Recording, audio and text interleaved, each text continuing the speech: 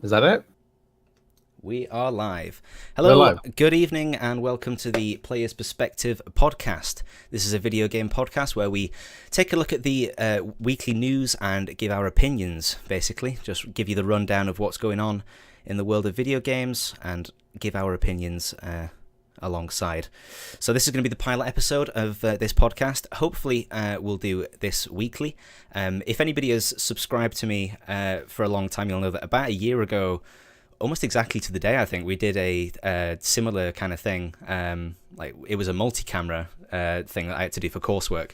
And we've been talking about doing this sort of thing for ages, but we've never really had the technology or anything to do it It was properly. good fun. It was good fun. Yeah, I watched it back and it's like, even you watch like the first couple of minutes and it's a bit tetchy when it just starts going, but like Once you get your flow, it's Yeah. all, it's good yeah, crack. and say all the comments were pretty good. So Yeah. just so you know, if you want to interact with the podcast, we do have a hashtag. That is how the audience interaction is going to work throughout this.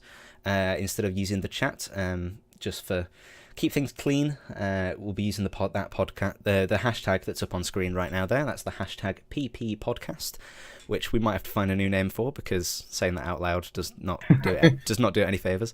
It's quite problematic. Yeah, but it is. We'll see what happens. We'll see. You could pronounce it podcast, but as if you've got a stammer. But yeah, we'll see. So anyway, introductions, background. My name is Joshy Boyles, or Josh Boyles. Joshy Boyles is what I go by on most social media sites. You can see all my socials up there.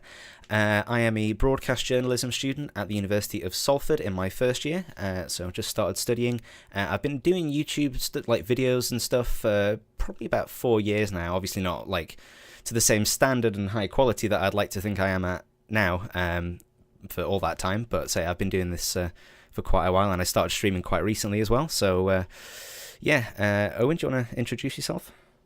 Hello, my name's Owen. My Twitter handle is Zanzibar Crumpet, but like kind of a lot of gaming spheres, I go by the name Jin.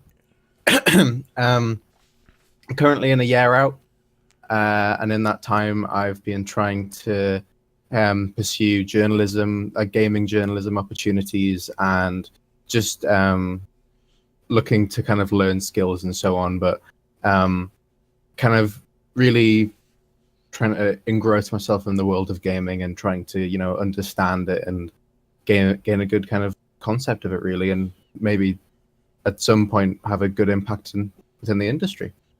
Yeah, so we've been friends for a long time, and I think it's fair to say that video games has been a constant throughout all of that. So Yeah. it's like that's the main reason that this podcast is titled Player's Perspective, is because we don't just want to take the news and just give you it as it is. Exactly. We feel like we have some pretty strong opinions, and so that's why we're trying to introduce ourselves so that you can kind of get a feel for what sort of opinions we have and see if they align with yours, and say it's all about communication and discussing stuff. Yeah, I feel like in a lot of podcasts, you kind of get this very safe sort of atmosphere where we kind of announce, like things get announced and everyone's kind of excited about this, or excited about this, excited about this. This is coming purely from a true, like, normal player's perspective about industry releases and what we think about games at the moment. So we're just going to try and keep it as natural as possible. Yeah, it's like we have these conversations in Discord all the time, and we want it to feel natural. So that's how it flowed with the last one, anyway. So anyway, what sort of games have you been playing this week?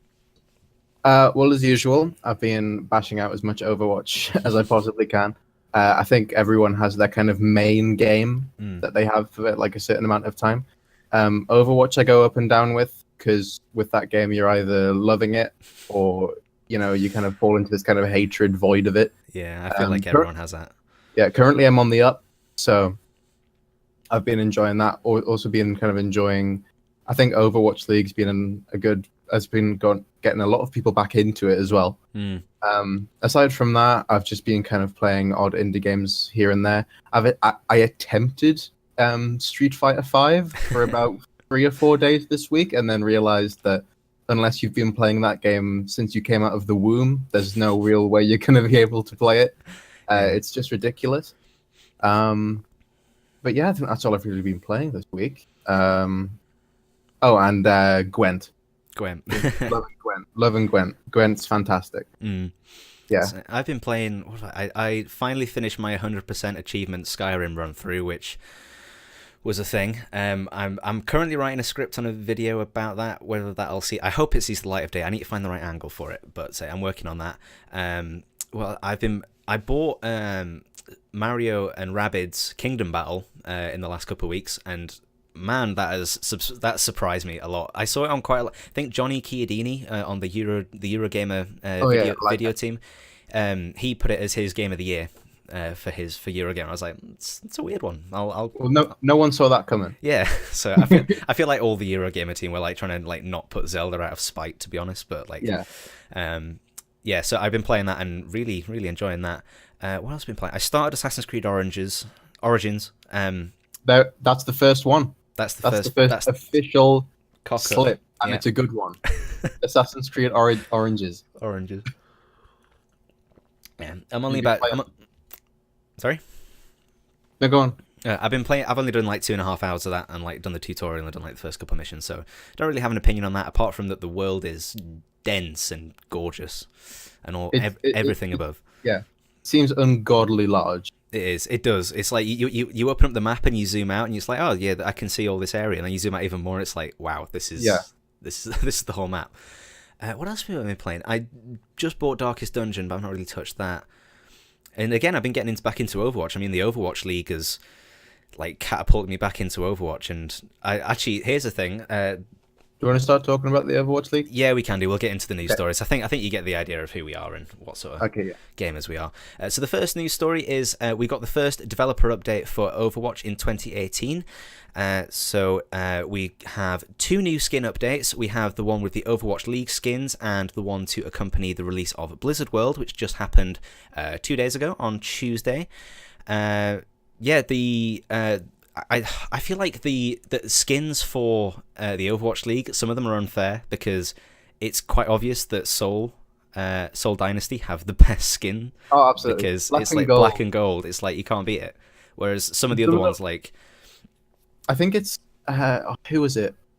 It's either Florida Mayhem or San Francisco Shock. It's the ones that have the bright yellow and red. All of theirs look horrendous. I think my brother told me that they're the McDonald's squad. Yeah, the McDonald's squad. The McDonald's squad, yeah. Which is a shame for them. Yeah. I mean, ours, the London Spitfires, kind of look like weird Power Rangers, like camp Power Rangers, but that's not necessarily a bad thing. But yeah, it's true. It's characteristic. We don't have the worst of the bunch. Basically. That's true. Yeah. And also that we had the release of Blizzard World this week. Have you been playing? Well, we played a couple quick play rounds. We played a few of it. I mean, we played kind of arcade in it. Yeah, arcade's not serious at all. So I think until it comes into like the comp playlist, then it's kind of difficult to gauge. I feel like the last map that was released was Junkertown. And I feel like the first time I played Junkertown, the way the map was designed, it was kind of very. Even though there's a lot going on in that map, and there's kind of a lot of nooks and crannies, and there is complexity and verticality to it, it's very clear where teams are pushing through, and where you want to set up and stuff. When I was playing Blizzard World, it felt more like a Call of Duty map almost. Like it seems like a very confusing, wide open map. And I don't see how it's going to operate in competitive yet. Yeah, I know what you mean. Like just like wandering around, like there's the main choke point as soon as you start, and then I did a bit of exploring to the left, and there's a passage that just completely bypasses the choke point, which is good. I mean, well, could be good, could be bad. Who knows? We don't really know till it goes into comp. But and then again on like some of the other flanking routes, there's flanking routes, but then those flanking routes are like they've got paths going off of them into different areas. Yeah, it's really weird. And then the actual capture area is tiny. Yeah, I said that to you. I thought that I had an error with my download files when I first saw the payload, because I feel like the payload is incredibly small compared to some of the other escort maps. And then the section after that, right? I think the bit of the map that makes the most sense is the last part. Yeah. That feels very Overwatch. Yeah, it reminds me most of final point on Eichenwald. It's kind of very similar. With a kind of big pit in the middle. It's interesting. That middle section where you're escorting the payload through the StarCraft section is absurd. Yeah. I've never seen like design like that. It's like almost a 300-degree section that the payload goes through, and you can access it from any area, and it's really confusing. Yeah, I've played probably about a couple, like 2.5 hours probably of it. I did some before the podcast, and I feel like I still don't feel like I've explored every single route of that section. No. It's like, yeah, like each route is like suited to a different hero, I guess. But it's incredible fan service, the amount of stuff that they've crammed in. Like you were saying that they were advertising the new WoW expansion on like the TV screens in the. Well, yeah, it's like I didn't realize that in the Overwatch kind of lore universe, Blizzard exists. Yeah, it's weird. It's not. People were like, this map doesn't fit, but then they had to clarify that in the world of Overwatch, all the Blizzard games have already released. And they are very much, they do kind of exist there. And I think if you are a Warcraft fan or a StarCraft fan, the amount of fan service that they put into a game that isn't even related to any of those things is absurd. And it really is a love letter of a map. As far as the actual like gameplay goes, I can't judge it yet. It's going to take forever. I kind of want to see pros play it first, just to see how they play it. Yeah, that'll be interesting.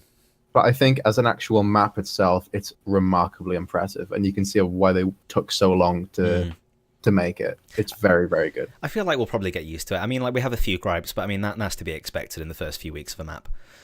There was another map that was the same that came out that was very confusing. I didn't like Eichenwald when it first came out.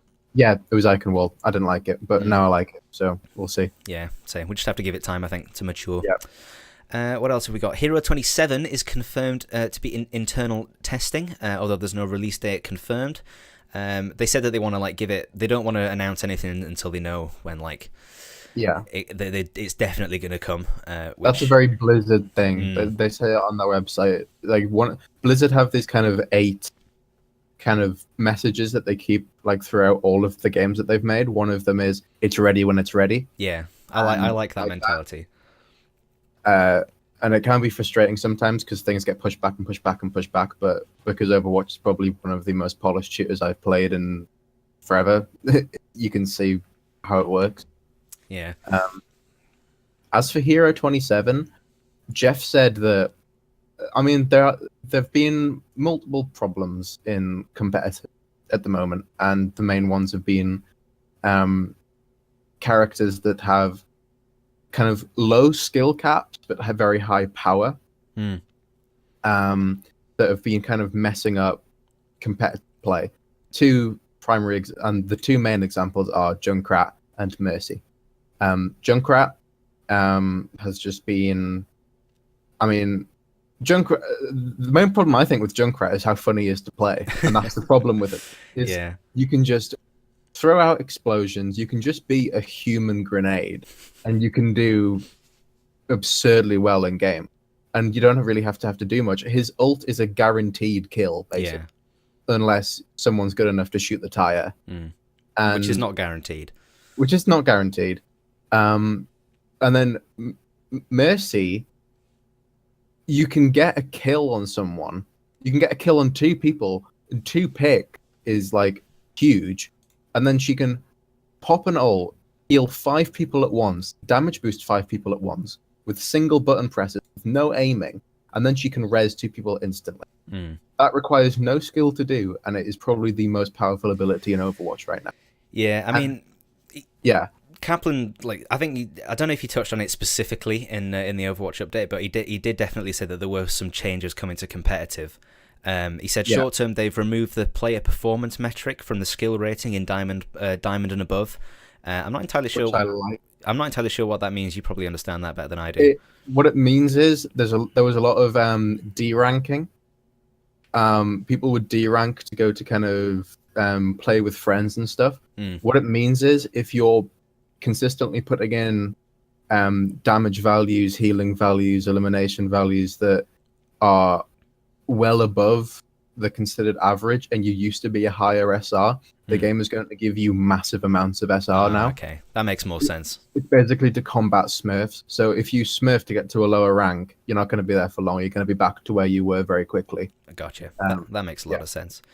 So those are the short-term plans. The long-term plans for comp, they said that they weren't ready to talk about that yet. So I don't know if there's something drastic that's come in or what, but say they'll probably they tend to do a new update video once every like 3 or 4 weeks. So this one came out like the 2nd of January, so we're probably due another one fairly soon. And the yearly goal for Overwatch is they want to continue the story elements of Overwatch, so the new comics, new cinematics. There's going to be new events, new skins and emotes. So they confirmed the anniversary event is coming back, and the dance emotes will be coming back along with that, which I'm very happy about because I don't even think I don't have a single dance emote. Let me find that. I love this video. There's a video of Sombra doing. Oh yeah, I remember that was great. Yeah, so I'm really excited to see those come back. They said that they've got multiple new maps coming. They said, what did they say? The quote is, "New maps are in the work," and that's plural. Interestingly, I found an article on Eurogamer that said an author made a fan-made map in Unreal Engine. And let me just bring this up here. There we are. So they've made a map for Cairo in Unreal Engine, and apparently they got a message from Blizzard saying we'll be in touch soon. So maybe this could be the first inkling we have of the sort of the next map. That's actually interesting because Blizzard have been showing more and more that they actually are looking for a lot more fan engagement. I didn't realize that, the new like chibi sprays. Oh yeah. They were commissioned by a fan artist. Oh, nice. They weren't actually done in house. Yeah, that's real nice. So maybe they're actually looking for kind of, outreach stuff. Yeah, that's a nice. It's a nice way to kind of like not offload work, but get some community input at the same time, and like obviously get new original ideas for stuff. So yeah, I like that idea. So maybe we'll get to see a Karen. He's done some other maps as well. I think he did one on Nepal, but I think we already have a Nepal map for Control Point. So we already have Cairo. Do we? Anubis. Oh, of course we do. Well, who knows? Well, maybe he took the asset, and then that's probably what he did. Probably. But yeah, we'll see. What else have we got on here? The other main Overwatch story is, of course, our last one. I think we should do. I think we need to. We need to wrap up on the Overwatch story because we're pressing on a bit. Yeah, Overwatch League. How you liking Overwatch League? Well, I think my favorite thing about Overwatch League so far is the way that they're running it as if it was an actual sports league. Yeah, they're not running it the same way that you'd see something like the LCS run, or which is the League Championship Series, or the Counter-Strike Minors and Majors, where they dedicate kind of 2 days or a series of days very specifically to matches. If you miss them, you're kind of screwed. You can catch up on them. Yeah, you can catch up with them, but it feels like there's never really that much to watch. That's true. Overwatch League is running, I think it's 4 days per week. It starts Thursday, I want to say, and then I think the final matches are like early hours of Sunday morning. It's weird because it's on American time, so because they're all broadcast from the Blizzard studio. They have like a proper like arena setup. The studio is incredible. Insane. I've never seen anything like it. I thought the LCS stages were impressive for League, and they are.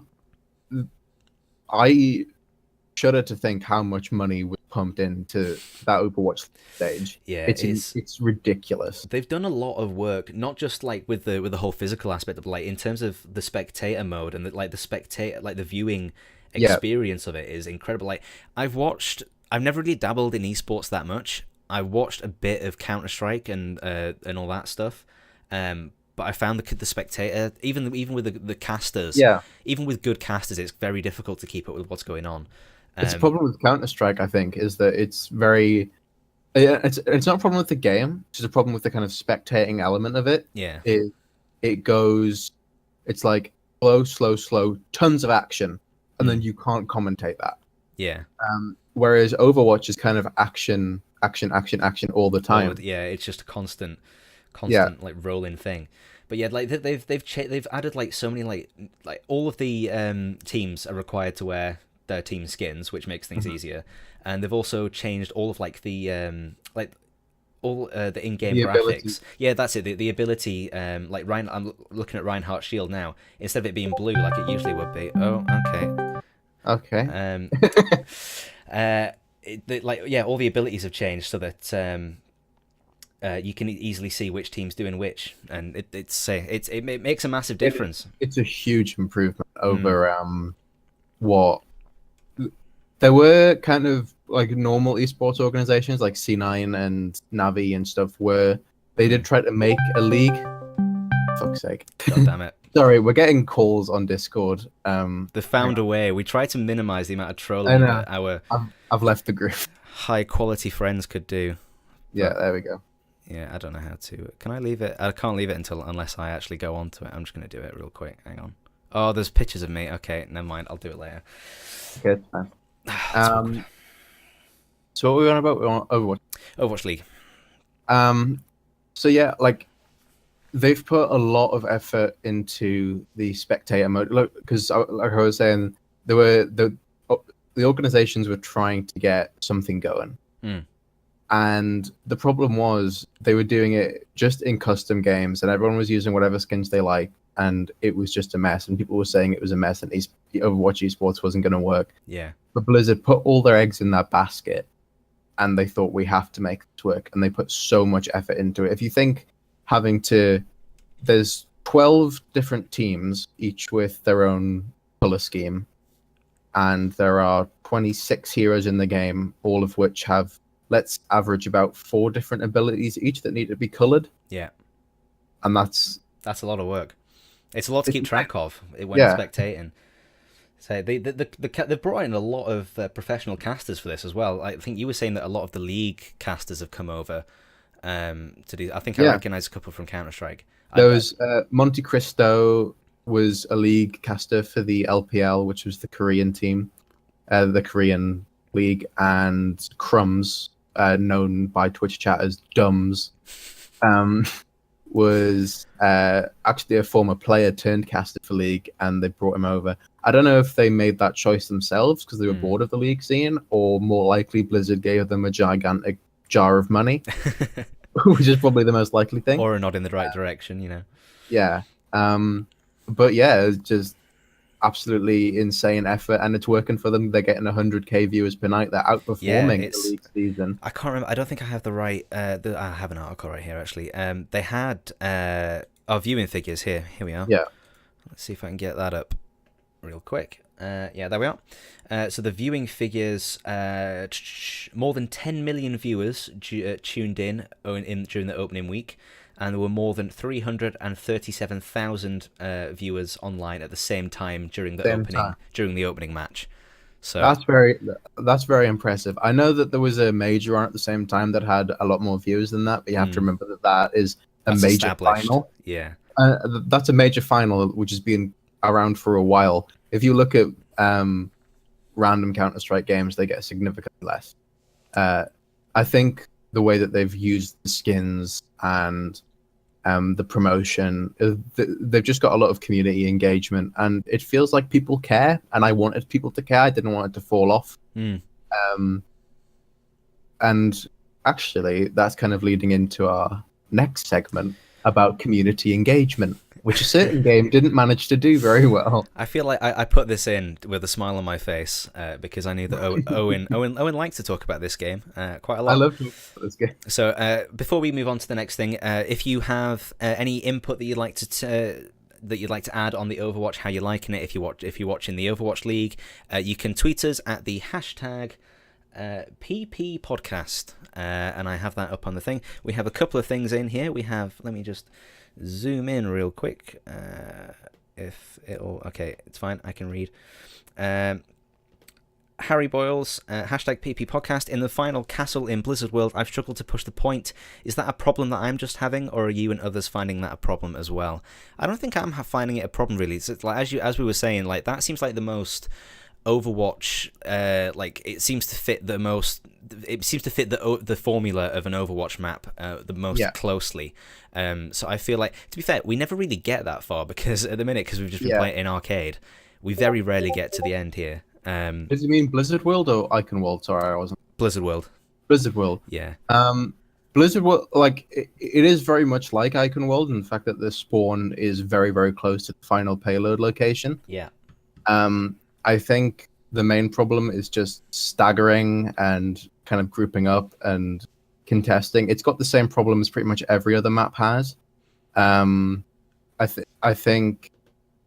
I don't think it's unbalanced, but we'll see. It's like we'll see. We can't say. We have to wait because, like, as we keep on saying, playing it in arcade is no way to test it properly. Yeah, it's just an absolute cluster. So anyway, we're going to move on to our next topic, which is Lawbreakers. The Lawbreakers Publisher has blamed PlayerUnknown's Battlegrounds for the failure of their hero shooter, and this is coming from Eurogamer right here. So if you don't know what Lawbreakers is, we don't blame you. We don't blame you at all. There's a YouTube video that I think that was called "The Fall of Lawbreakers," which is actually a really interesting watch. It's not kind of a mocking. It doesn't really mock it.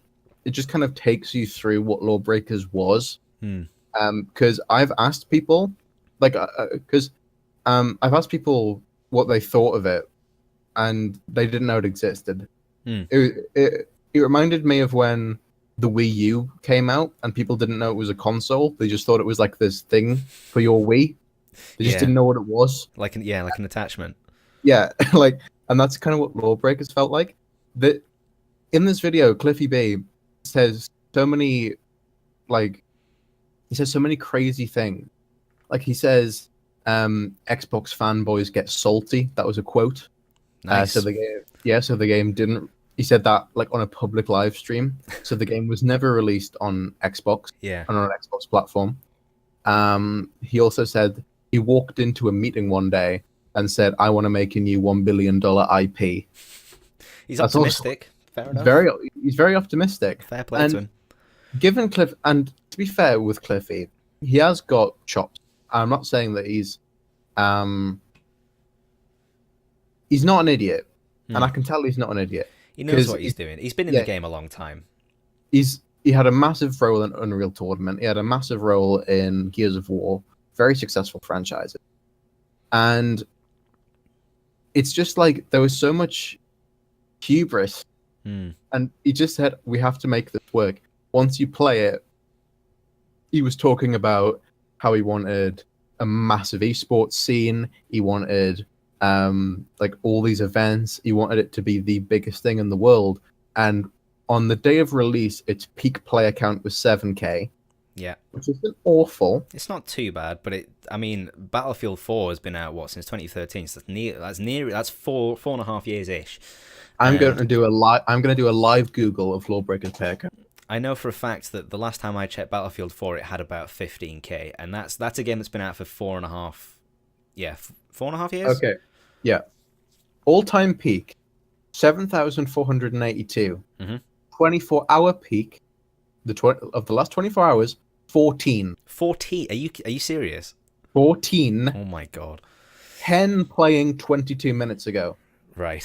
That's barely enough for one match. It's not enough. Is it not? A match is 6v6. Oh, well, there you are then. It's a 5v5. So you literally can't play this game anymore. Is it fair to say that it's a completely failed title then? I'd say so. It's the definition of failure. It's like, if you haven't got enough for one match, then yeah, it's failed. I mean, can it come back? Is that a thing? The only way it could come back would be to go through a free-to-play model. And I feel like they have to do it. They haven't got a choice. There's no point in dropping money.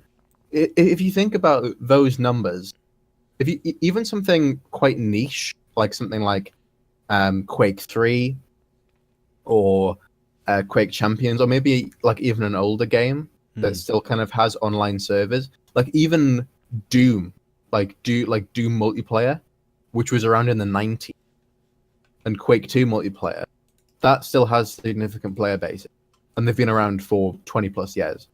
And the fact that this game, like, and you can buy those games and know that you're going to be able to play them.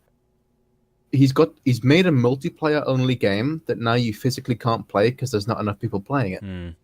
It's tough. So, but, yeah. I mean, this claim here that it's PUBG is the reason for the failure of this game, I don't think it is. I mean, it's like you say, barely anyone knows what this game is, and I feel like maybe during its conception, the first person hero shooter was a niche market, but at the time of release, we had Overwatch had been out for a year and a bit. Yeah. What else have we had? I swear there's something else. Quake Champions. Quake Champions was out, and I mean, Quake Champions introduced me to the. I wouldn't call Overwatch an arena shooter. I'd call it a hero shooter. Yeah, that's what I meant. Hero shooter. Yeah. But Quake Champions introduced me to the arena shooter, which I think was what Cliff was kind of going for. Yeah, it's like instead of a hero shooter. Hero arena shooter. I feel like it was. It's not a very. It's not a very unique concept. Well, it might have been at the time of conception. Now, but it's not now. Not at this moment in time. It's got some unique aspects to it, like the zero gravity and stuff, but that is not going to carry. The movement was awesome. Yeah, I love that, especially that one character who I couldn't describe or give the name of because everyone was blind as fuck. But she could like fly like Iron Man, and she had like this minigun on her right wrist that she could fire. There was so many cool elements to it. I had a lot of fun with it in the closed beta, but I feel like I think I only played it for like four hours, and then I felt like I've had enough now. I'm not going to drop however much it is. I think he said they made a big thing of it only being like 20 something quid because it was a multiplayer only shooter at E3, but it's not even a multiplayer shooter now because if it had a single player, it'd still be viable. Exactly. But anyway, like I bought Mortal Kombat X a while ago for kind of cheap. And there's not many people playing that, but it has, it has arcade mode, it has story mode, it has trials, it has so much stuff you can unlock. There is actually a sizable, and because it's a fighting game, you don't need that many people playing it at once. Yeah, exactly. It's 1v1, isn't it? So exactly. So I think that's kind of the main point here is there's no point. The reason no one's buying this game is because it's literally throwing away money because you can't play it. Yeah. Like it needs. Do you remember Evolve? Yes. Evolve was similar. It wasn't as bad, but Evolve was similar. I feel like what they need to do is make it free to play, bash out some advertisement for it, try and fix it, and then just try and get the player count as high as they can, and just kind of. I don't know what they're going to do, but I just feel sorry for the devs. I feel like Cliff made a lot of mistakes when he was talking about this game, and the dev team put a lot of effort into it, and it's by no means a bad game. That's not... It's really not. I think it had some design issues. Like it's not outstanding, but it's not terrible. Yeah, I think it was good. Like, it did give you that kind of feeling of... What is it we call it? Beast Within. Yeah. Yeah, like you do go on where you have those like moments of just like 5 or 10 seconds where you're in the zone and like you pull off something ridiculous and then you like snap back into reality. It's like, shit, I did that. How have I done that? Yeah, it had that, and that's really addictive, and that was really important. But it's a shame, and I that about sums up. Yeah, I just feel sorry for the devs. Like, can you imagine working so long on something and then just to look and see that there are more people in your office than that are playing the game that you made? That is a good shout, yeah.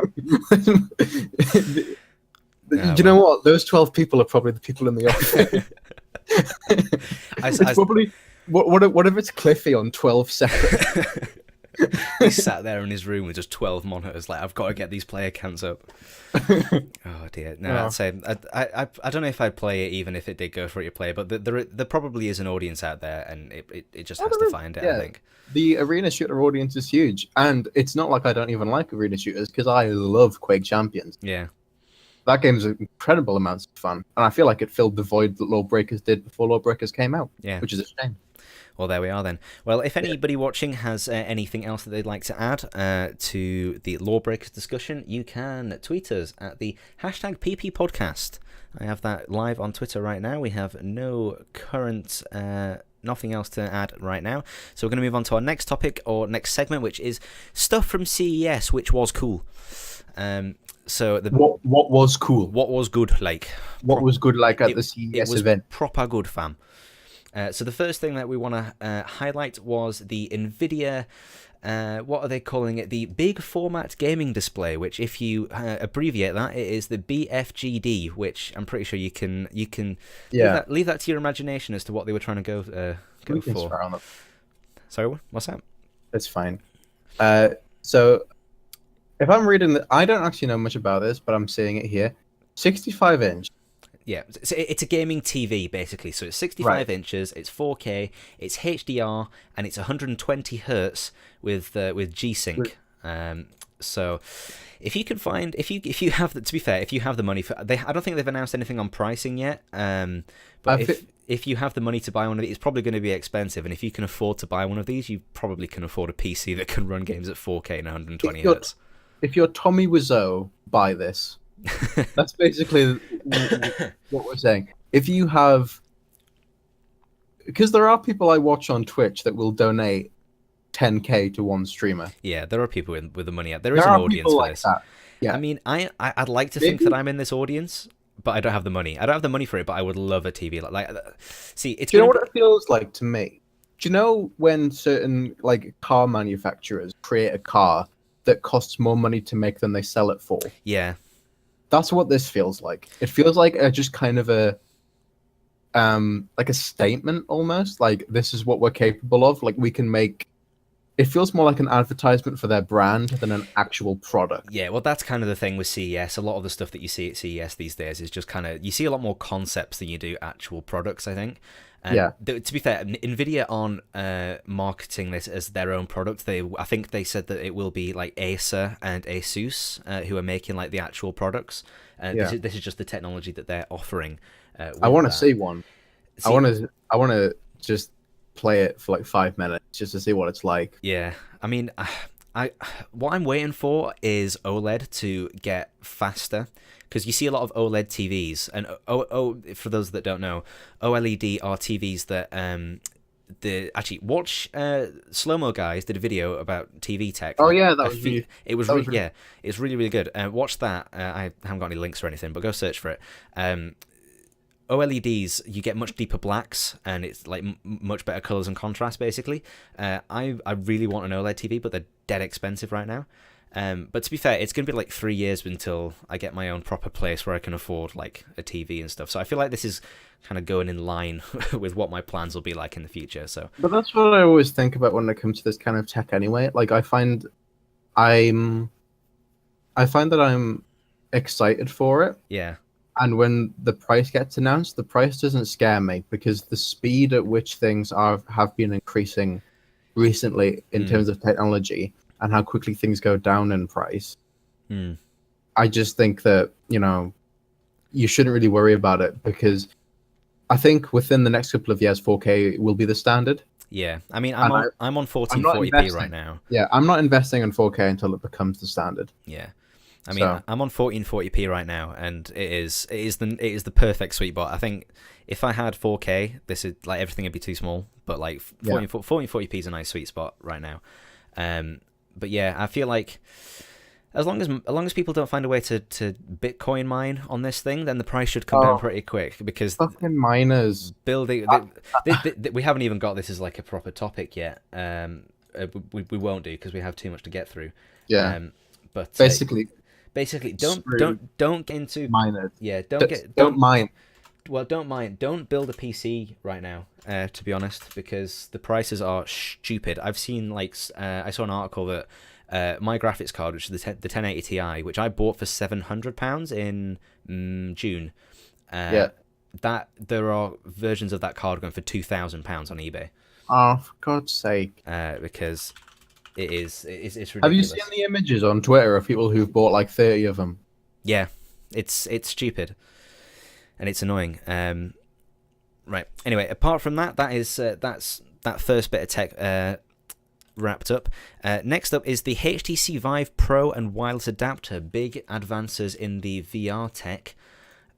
Finally, we are getting a much more what do you call it? Uh, Like Higher resolution within VR. yeah, it's like an enthusiast's VR. I feel like we're finally getting somewhere with like Yeah. I've used the Vive but without my glasses on, so I can't really comment on resolution and stuff because it was a bit blurry. But anyway, this they have some tech specs at the bottom here, I believe, if I can find them.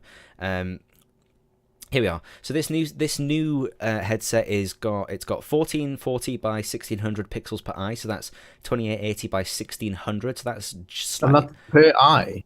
yeah. So Wow. combined in total, that is 2880 by 1600. So that's slightly higher than 1440p.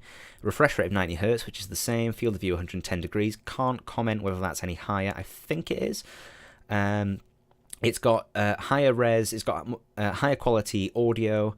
It's got proper headphones and stuff. USB-C. I don't think that was standard on the other one, but I can't comment because I don't have one. And the big thing, like this, the Vive Pro is the main thing is the wireless adapter, which I think everyone has been clamoring for ages. Like this is finally we're getting somewhere with like I'd be scared. Yeah, like I would definitely be scared if I was using VR about the wires. Yeah, that's like the main thing. It's like if you're sitting in the chair, it's not too bad, I guess. But when you get into like the ones where you're standing up and like using motion controls and stuff, that's like I can't even begin. Like I've seen people with like bungee systems in their house where like the wires hanging down from the ceiling just so they don't trip over them. But, yeah, like wireless is huge. It's the only way to do that. Yeah. It amazes me that we've got the technology to stream a video signal with as little latency as what they've got it to. At that refresh rate is quite impressive. So, it's absurdly priced. I haven't seen the price. I don't even know what it's at. Well, like even if you don't, like it'll just be basically too much money. But see, this is the thing. I think I was skeptical of VR at first, but I feel like we're probably going to get there in the end. It'll just take a few years to mature.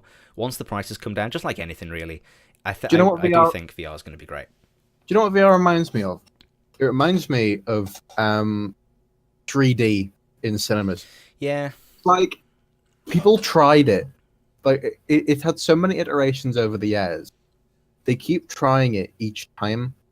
And it does, like, I feel like if you're smart, you're going to see a movie. Like, this is my personal, I feel very strongly that if you are going to go see a movie, see it in 2D. Do not see it in... See it in IMAX 2D if you can, but it's very rare that you can get a 2D IMAX screen. It has been specifically edited. All the colors, every shot has been specifically edited to look good in 2D. In 3D, it looks washed out and flat. Yeah. We saw Star Wars The Last Jedi the first time in 3D, which wasn't too bad because, to be fair, we saw it at 3:30 in the morning, so we were knackered anyway and didn't really care. But yeah, I always try and see. I think we saw Logan in IMAX 2D, which was... IMAX 2D is the way forward, to be honest. That's the way I see it. Dunkirk looked incredible as well. Yeah, that was another one we saw, Dunkirk in 2D. Yeah. Okay, so that's CES wrapped up. If anybody would like to get in on the conversation, you can use the hashtag PP Podcast. If I get the thing to pop up right there, you can join in on that. We have another thing in from Harry. Harry bought the Deadzo Deluxe edition of Lawbreakers when it was £40 badly spent. It's a good game, just didn't get the attention deserved. I agree. I agree with that. Yeah, it's unfortunate that you lost that to £40. But it's funny that people like the main mascot of that game was Deadzo, which is like the smiley face with the 2 X's. Yeah. And now every time Lawbreakers makes a tweet, that's just what people post underneath. Which is quite unfortunate that your own mascot sums up your game. When your game becomes a meme. I mean, you can embrace the meme, but when you're... Yeah, no, I don't think... Overwatch embraces the meme. Yeah, it's like Sonic and all that sort of stuff. They embrace the meme, but I don't think you can really do it with... The Sonic Twitter. Oh, it's lit. Go give that a follow. So yeah, we're going to move on to a very quick topic that I'm not even going to bother updating the thing for. Apparently Assassin's Creed Rogue deserves a remaster for some reason. Ubisoft decided that this game that I don't think anyone remembered needs a remaster that probably won't make it look any better, and no one's gonna care. I feel like it's just a cash grab, to be honest. Just porting it over. I mean, this came out at the same time as Unity. This was back when Ubisoft promised that they were going to continue supporting last gen for like 5 years. Yeah, look how that turned out. So they released Rogue. Black Flag was on 360, I think. I think that was the last. Yeah. Black Flag. I can't remember the order. Yeah, I think Black Flag and then Unity, then Unity. Cindy. I feel like there's one between that, but I can't remember. Anyway, yeah, Rogue is getting remastered. I think it's going to be like 1080p on the Xbox One and PS4, 4K on the Xbox One X and PlayStation 4 Pro. Well, wasn't a bad game, but it was Assassin's Creed. It wasn't. It was very short. It gave a nice little. It was a nice story to like add some insight to the Templars. If you followed the Assassin's Creed story and you were a fan of the franchise, then it made sense, and it's not a bad game. Whether it deserved, I feel like this is just a little bit of a cash grab, and fair enough. It's nice that it's now on next gen. It won't be a remaster. There is a video down here, I think, of like a trailer, and it really doesn't. I can't find it now, but I have seen a trailer. It doesn't look that different, apart from the upped resolution. It's nothing compared to like Origins. Yeah. So actually, it's on a completely different engine. I think they made a new engine for Unity, and everything forward from Unity has used that. So Origins is gorgeous. Origins is like that. You can't get over it. Like you can just stop like on the road and like look across the desert and see like the pyramids in the distance. Like this game's really pretty. It's quite difficult to get past. Yeah, I really appreciate a game that makes you kind of stop and look at it. I really like Witcher had that for me. Witcher had that. Witcher did. I think Origins is the first game since The Witcher that's made me do that, really. So yeah, I'm not even going to bother updating the thing for that. So yeah, Assassin's Creed Assassin's Creed Rogue's getting a remaster if you're interested. No idea when it's coming out, but we don't really care. Okay, Nintendo Switch. We should probably talk about it. This is a hot topic because if anybody watched the last podcast that we did, we spent 15 minutes slating the Switch. I don't think I have the timestamp, but I think I can quote you. You said someone asked you, Owen, what do you think of the Nintendo Switch? And you went. Can you remember? I said it's a prank. Owen said it was a prank. I said that it was ridiculous. I said it was gimmicky. I said it was stupid. I said it was going to fail. I said that Nintendo have no idea what they're doing in the industry. They're going to die within the next few years. Yeah. And then we just kind of reminisced about Nintendo of old. But pretty much. As you can see, we have Switches. I love this. Same. It's great. It's looking great. I love it. It might be my favorite. A lot of people have been saying that it probably is their favorite console ever. I would agree if I had more games for it because the games are very expensive. Yeah, that's the only downside to it. It's weird, man. Like it's a great system. It has its niche market. Like if I was still living at home and I hadn't come to uni, I don't think I'd have bought one as willingly as I did. But I think it got to like mid-October and I was going like on the train and the tram to my grandparents and spending like at least like 4 or 5 hours a week on public transport. And it's like instead of just listening to music and stuff, I could be doing something. I count gaming as productive, so I could be playing video games. So that's why I bought a Switch. Actually, the reason I bought one was you sent me the link to the soundtrack for Mario Odyssey, and about half an hour after I listened to it, I was like, oh, I gotta get one now. So well, it's the same as Gusty Garden Galaxy from Super Mario Galaxy. That's in my gym playlist. You play it, and then you're just like, this is the best. And you need more. Yeah. And I do need more games for the Switch. I don't even have Zelda yet. I do want Mario plus Rabbids. I've heard Xenoblade's good. There's a lot of indie games on there. They've ported Fury to it. Darkest Dungeon's on there. Darkest Dungeon as a portable game is perfect, basically. Just because of how drop in, drop out it is. You can just kind of go somewhere, do one dungeon run, and then leave. Yeah. It's just... That's what it's so great. It like the fact that it turns on and off so quickly, and you can like launch into games so quickly that it literally just is the pick up and play when you have a few spare minutes, and I think it's fantastic. We're not I can't wait for Pokemon. I've never played Pokemon, and I know hearing about Pokemon that it is basically a collectathon, and that it is getting every single one and leveling and grinding and being able to do that on the Switch in bed sounds like the best thing ever, and I can't wait for that. Yeah. You know, to have my first Pokemon experience on the Switch is gonna be just fantastic. Yeah, I'm looking forward to that as well. It seems that we're not the only people who are a fan of the Nintendo Switch, because the Nintendo Switch is the fastest-selling US console ever.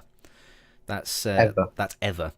So the company sold 4.8 million units in just 10 months, which the previous record holder was the Nintendo Wii, and it's shattered that, apparently, according to Engadget here. The previous record was 4 million sales, held by the Nintendo Wii. So the Switch has smashed that. It's incredible that it beat the Wii. I thought nothing would ever beat the Wii, just because of how kind of a commercial, how commercially inspired the Wii was, and how it attracted a completely new player base. Basically, you know, adults, people of all ages invested in the Wii, and the Switch was kind of marketed as more of a kind of gimmicky child's console. I feel like. We were kind of put off by the advertisement because we said that we felt like they were pandering to us a bit, like being all like millennials on like going and playing basketball with your bros and taking your Switch and like going off to rooftop parties and playing Mario. It's like, who does that? I mean, it was still ridiculous. Yeah, I mean, well, then again, that is Nintendo in a nutshell. And we'll get on to something else that Nintendo's done, which is very Nintendo. Very Nintendo. Very Nintendo. This is the... Anyway, so then we're going to skip through the Nintendo Direct had an announcement. Should we just rattle through I'm just going to rattle through it, yeah. So the Nintendo Direct, which is like basically their own little, like, not a press conference, but like an announcement thing. I like them. I like those. It's like a short 15-minute like condensed thing where you get everything that you need to know. This is what's coming out. This is what it is basically. Next thing. Yeah. It's great. So we're going to have The World Ends With You is coming to Switch sometime this year, and that's all they've clarified on that. World Ends With You was a JRPG on the Switch. I normally, when I hear the word JRPG, my eyes roll into the back of my head and I go to sleep. But actually, if you look at the trailer for World's End With You, the art style is gorgeous. It's very, I wouldn't say Persona-y. It's got this kind of Jet Set Radio feel to it, and it feels really kind of late 90s punky. The soundtrack's great, and I've heard that people who don't like JRPGs love this, so I'm actually interested in it, especially if it's on the Switch. I'll probably pick that up as well. So also we have Kirby Star Allies, which is coming to Switch March 16th. I've never played Kirby. I never played Kirby either. I think I've seen like some of the cartoons, like when they were on when Nintendo Wii had a weird like TV app thing. I think I had Kirby on there for free, so I think I watched a couple of them. But other than that, I don't know. It's a side scroller platformer. Which people will probably be interested in. That's March 16th for that one.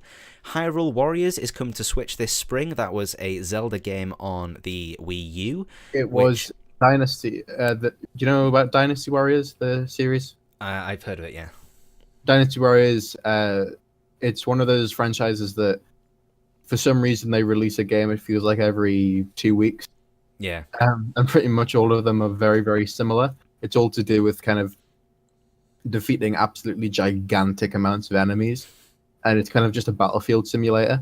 And then they skinned it for Zelda. Yeah, so it's fair enough. I think if you've never played a Dynasty Warriors game and you like Zelda, play it. I mean, that's kind of two very specific things, but you know, it'll be fun. I'm sure it will be. Yeah, it'll be all right. It's kind of the trend with all the games that are on this list is that it seems like Nintendo are kind of like just patching up the Wii U and porting all of the like the best of the games of the Wii U that no one got to play because it was on Wii U and bringing it to Switch.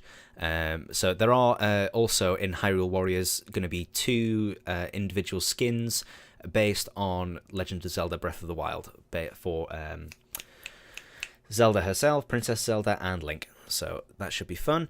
We've got Mario Tennis Aces, which is a new Mario Tennis game coming to Switch this spring. I didn't even know. Exciting. Yeah, I didn't even I didn't know that there was that much of a fan base for Mario Tennis games, but apparently there is. Well, there is. Well, Mario Tennis was huge on.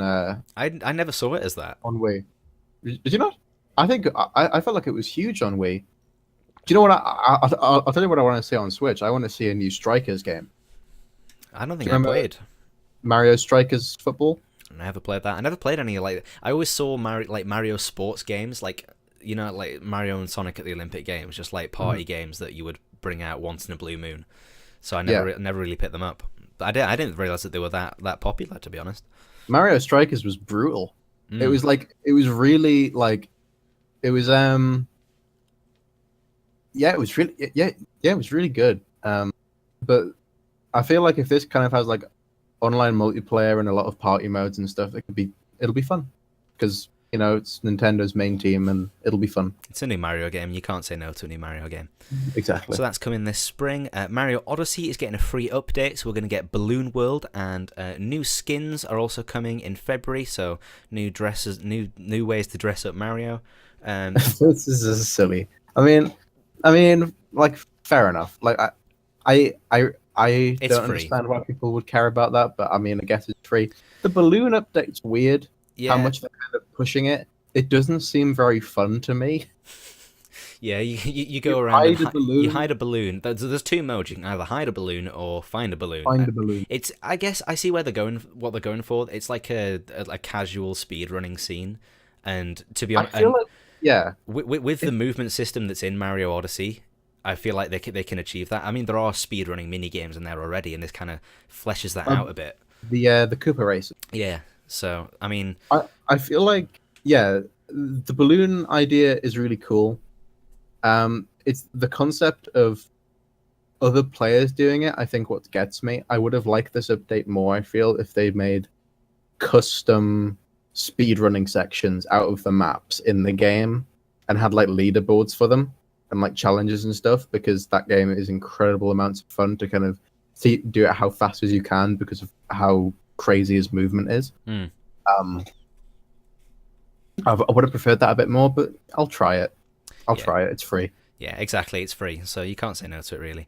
Okay, so we're going to get some Donkey Kong DLC for Mario and Rabbids Kingdom Battle. That's coming spring 2018. Is that free? No, that's DLC. That's paid. Okay. That's paid DLC. I mean, this is Ubisoft we're talking about here. Come on, man. You think they're going to give away shit for free? Never. Yeah, I'll take that. I mean, I probably won't buy it on launch because I haven't finished Mario and Rabbids yet. I've only played like the first. I've completed the first world. It is. It's. We're gonna go off. If I get into it, I'm gonna go off on a tangent. So I don't really want to go too bad. But it's like, I don't play a lot of RTS games, and going into this, I was a bit skeptical. But I'm incredibly impressed with how they've managed to make it so simple and intuitive for somebody who doesn't play RTS games, and for it to be as in depth as it is. And hard. Yeah. It's like, really hard. I don't know, you feel like you steamroll enemies, and then you get to like the fourth or fifth battle, and it's like, oh, okay, they're getting a bit harder now. And then like you get to the point where it's like, yeah, shit, I'm screwed. Like, but yeah, it's a great game. So DLC coming for that. That is, when did we say that was? Coming spring.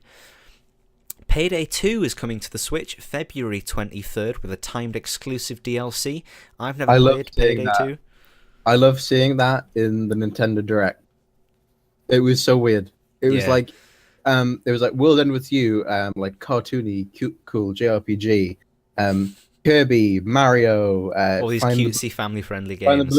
And then it literally hard cuts to 4 men in clown masks gunning down a jewelry store. Yeah, and like trying It's the same when Wolfenstein was put on the Switch and when Doom was put on the Switch. It's just so weird. That's the thing. I don't have an article with me, but I swear I've seen something that someone told me that like the percentage of developers that are developing for the Switch is something like 400% more than it was last year. Which I feel like the platform. It's like we say, like we didn't see much in the platform before it came out, but now it's out. I think developers are really taking notice of it, and they're working to make it a much more diverse platform. And it's a positive snowball. Yeah, it's great. Which we need in the gaming industry right now, because there's a lot of negative snowball going on. Exactly, it's getting worse and worse, and trends not going away. Whereas, something I was going to say about the Switch was that like, it felt like such a breath of fresh air. Like, I felt, I don't know, I wouldn't say that games have become stale for me on the PC, But I feel like every game that came out that was good, it just had so much controversy surrounding it, and like argument, and like, oh my god, like toxicity in whichever community. And then the Switch came out, and I bought my Switch, and it's like I just disappeared into Mario and Zelda when nobody has anything bad to say about it. Exactly. It's like it's great. It's weird because it's like it feels almost like an adult toy. Yeah, it's a fun thing to use. They've nailed that. Like the feeling of like the Joy-Cons and kind of normally I hate movement based stuff, but like the rumble, the sound design, all of it, they've just basically said it's just what Reggie said. If it's not fun, why bother? Yeah, I like that mentality. And they've nailed it. Yeah. You know. So we also have an EA original called Fee. I think that's how you pronounce it. That's coming to Switch. I've never heard of that. I think Google it because it was definitely on stage, I believe, at the. EA, this game. That one, yeah. It was part of the EA original things where they said like they give like indie developers like the spotlight for like 3 minutes, and they went, right, go away now. We need to talk about Need for Speed. I will say, looks like right. It could either potentially be really cool like Journey, or it could be indie bollocks. That's true. And when I say indie bollocks, I don't mean all indie games are like this. I mean there's a specific kind of indie game that basically pretends like it has a lot to say artistically, and it doesn't. Stuff like Dear Esther, Vanishing of Ethan Carter, stuff like that. They look very pretty, and it's like, oh, what does this mean? But it doesn't actually mean anything. Yeah. There's there's exceptions. I think, was it Edith Finch, that game? What Remains of Edith? Yeah. Apparently that was incredible. Yeah. Some people loved it, some people hated it. I heard very mixed things. But I mean, if some people loved it, then that's fair enough. Yeah. Journey was great, and that was very similar. Journey was fantastic. I loved it anyway, but it was very similar. There was some people that didn't like it either. So I mean, it looks unique, and I like unique, but I just worry it's going to be one of those games that kind of does stuff and then it just ends. I hope not, though. Probably, yeah. Well, we'll see. That comes out February 16th, so we will find out then. Not that long to wait. The second final game? No, the final game on this list that we know is coming out is Donkey Kong Country Tropical Freeze. That's debuting on the Switch May the 4th. Yeah, that's a port from the Wii U, but it's coming with a new character and local 2-player co-op. So again, that is just like the Kirby game. That's a side-scrolling platformer. There's not online co-op. I'm not sure. I can't quote that. But I know for a fact it has local 2-player co-op. So okay. You can use it's just like anything. You can use an individual Joy-Con to like do. Oh yeah, that sounds good. So that game got people like that. Donkey Kong games are kind of known for their difficulty. They're very, very hard. I'll pick that up. I've never really played Donkey Kong games, so I'm looking forward to picking that up. That is May 4th for that one. No word on pricing, but knowing the Switch, it's probably quite expensive. So that's all apart from one, which we're going to save that for after the Nintendo segment. The next thing, which somebody has mentioned on the Twitters. What are your views about the Labo for the Nintendo Switch? And this is exactly what we're going to be talking about. The Nintendo Labo. Possibly the most Nintendo thing that Nintendo could have done. Basically, I feel I've heard a funny comparison was that like Nintendo heard that loot boxes were big and I haven't seen they that took one. it quite literally. So I haven't seen that one. That's a good one. It's. I'm not gonna lie. I was watching a streamer called Kafkas, he's a really nice streamer. I recommend you watch him. All of his streams kind of focus around kind of positivity and stuff. And he was kind of just playing games, waiting for the kind of big Nintendo reveal. No one knew what it was going to be. We thought it was going to be a direct. It could have been anything. Could have been Metroid Prime 4. Could have been Smash. Could have been the other game that people want that I can't remember. And then cardboard. It was cardboard, and when I first saw it, I was like, I think I got kind of into the mob mentality by mistake of that kind of chat room, just going, "This is shit. Like this is terrible. I hate this." Yeah, I heard very mixed feelings on it. So for those that don't know, Nintendo Labo is it's priced at £60 for the variety kit or £70 for the robot kit, and you essentially you get these cardboard things that you can see on thing here. You pop them out, you can fold them up, and it's basically like a new way to control. Like you stick the Joy-Cons in, and it's a new way to control these little I wouldn't call them party games, but they're like mini games kind of. If you ever played what's that, there's a game on the Nintendo Wii and I can't remember what it, like Wii Play or something like that. It kind of reminds me of that. Well, it's kind of like Wii Sports Resort, which had the additional thing. Kind of, but this is cardboard. There was kind of Wii attachment. Yeah. That had like the gun attachment and the tennis attachment and all this. Yeah, this feels like a very cost-effective way of bringing all that sort of stuff. Like you can see there's fishing rods and all sorts of stuff in here. And the two main complaints I heard here was why are we paying £60 for a piece of cardboard? The thing that I think people are forgetting here is that you don't just get the cardboard, you are getting a game cartridge with this. And when a game cartridge, usually for the Nintendo Switch, costs £50 anyway, I mean, paying an extra £10 for the cardboard, that's fair enough. Also, I can't find it right now, but someone said to The Guardian that they will be replacing broken cardboard pieces. That's a ridiculous sentence. Well, I love it. There we are. Well, apparently they are going to be replacing any damaged cardboard. There you are. If you had any worries about it being flimsy, you are supposed to get a replacement. And the second thing was why would I buy this? And I feel like the main thing that people are forgetting there is that it's not aimed for the age. The main people that I follow on Twitter are age 16 and up. It's not aimed at you. It's aimed at kids and families. There's a certain Nintendo group I feel that felt entitled to something else from that update, and they reacted very negatively to the update just because they didn't feel like it was for them. Yeah. Like I said, it could have been Smash for the Switch, which everyone wants. Yeah. I feel like with both of those points, the first one being that it's £60, I understand that. I feel if you're kind of getting this kind of cardboard set and you're building it, even though I think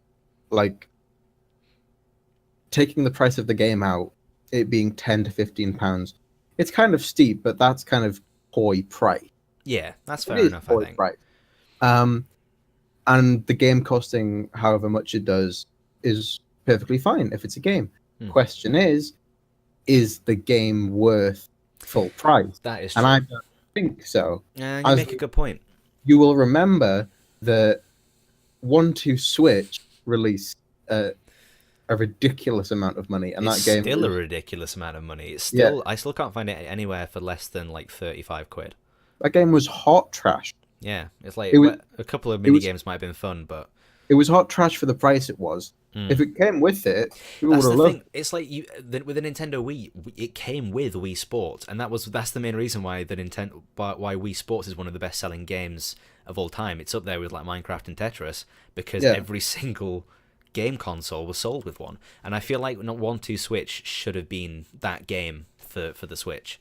It should have been the game to say, you've bought this console, here's what it can do. Because it did have a lot of games in it that they were feature focused for the IR blaster and the HD rumble.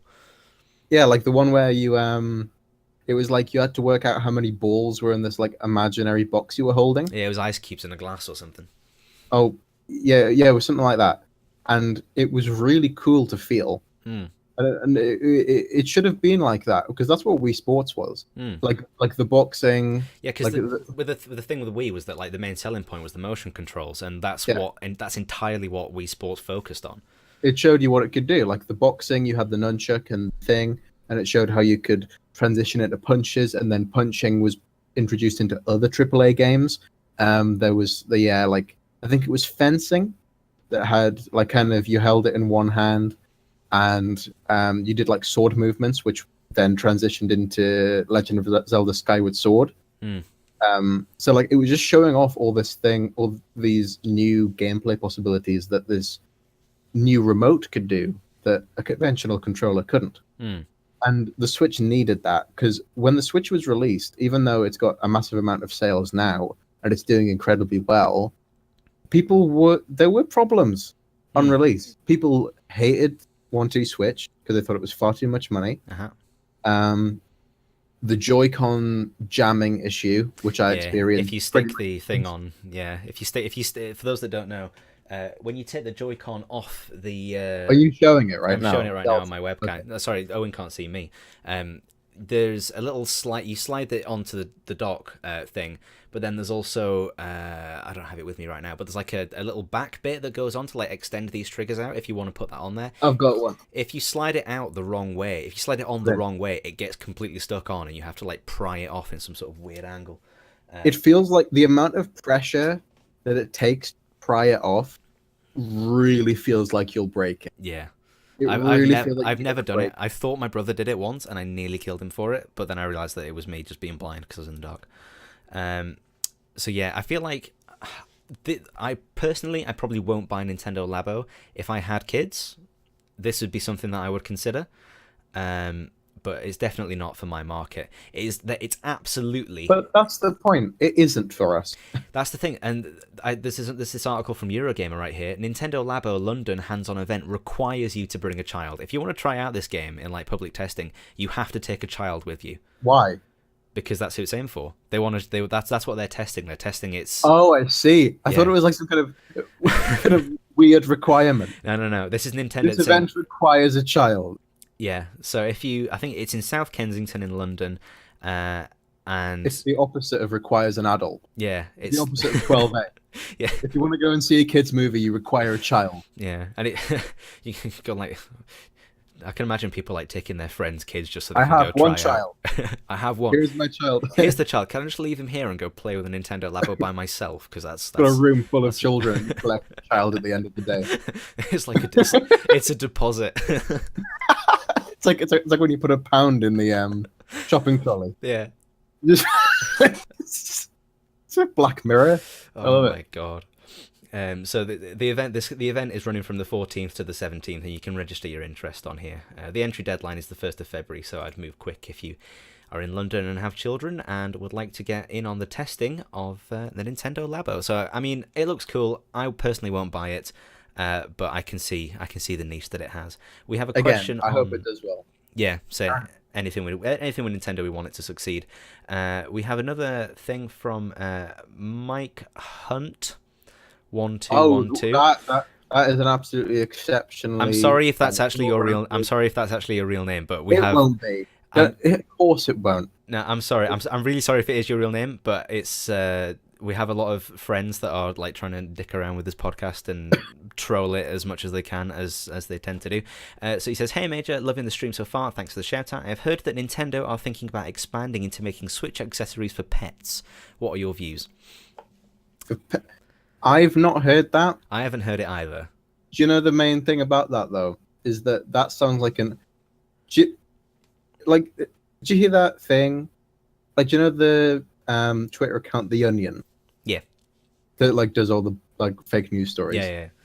The Onion basically said that we're really struggling at the moment because we can't come up with news stories that are weirder than real life. And I feel like what Mike Hunt has just said could happen in terms of Nintendo. Can you imagine they could do it? Nintendogs in real life.